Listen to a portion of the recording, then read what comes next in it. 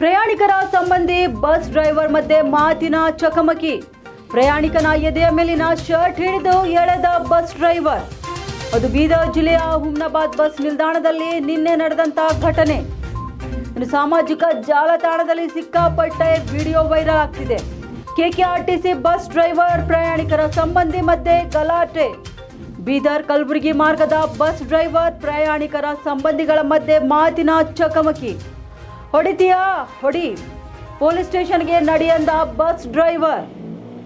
ಕಲಬುರಗಿಗೆ ಹೋಗುವ ಸಲುವಾಗಿ ಹುಮ್ನಾಬಾದ್ ಬಸ್ ನಿಲ್ದಾಣದಲ್ಲಿ ಬೀದರ್ ಕಲಬುರಗಿ ಮಾರ್ಗದ ಬಸ್ನಲ್ಲಿ 6 ಜನ ಪ್ರಯಾಣಿಕರು ಲಗೇಜ್ ಇಟ್ಟಿದ್ರಂತೆ. ಇನ್ನು ಇದು ತಡವಾಗುತ್ತೆ, ಬೇರೆ ಬಸ್ ಬಂತು, ಲಗೇಜ್ ಕೊಡಿ ಹೋಗ್ತೀವಿ ಅಂತ ಡ್ರೈವರ್ಗೆ ಹೇಳಿದ ಮಹಿಳಾ ಪ್ರಯಾಣಿಕರು.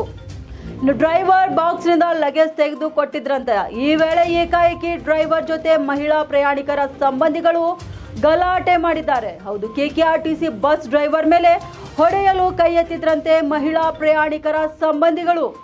ಇದರಿಂದ ಕೋಪಗೊಂಡ ಡ್ರೈವರ್ ಪ್ರಯಾಣಿಕರ ಸಂಬಂಧಿಗಳ ಜೊತೆ ಮಾತಿನ ಚಕಮಕಿ ನಡೆಸಿದ್ದಾರೆ. ಅಲ್ಲದೆ ಪ್ರಯಾಣಿಕರ ಸಂಬಂಧಿಯೊಬ್ಬರ ಶರ್ಟ್ ಹಿಡಿದು ಎಳೆದು ಪೊಲೀಸ್ ಸ್ಟೇಷನ್ಗೆ ನಡೆ ಅಂತ ಹೇಳಿದ್ದಾರೆ.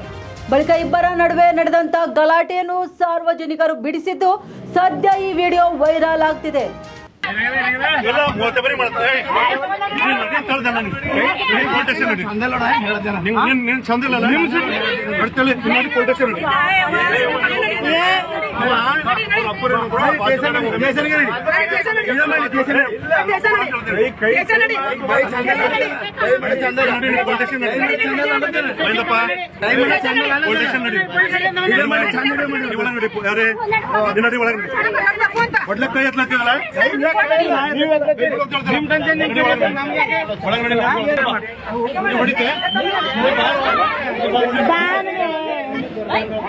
ಗೊತ್ತಿಲ್ಲ ಈಗ ನಾನು ಕೇಳು, ನಾನು ಲಗೇಜ್ ಹಾಕೊಂಡು ಅವ್ರು ಅಪ್ಪರೇನಾದ್ರು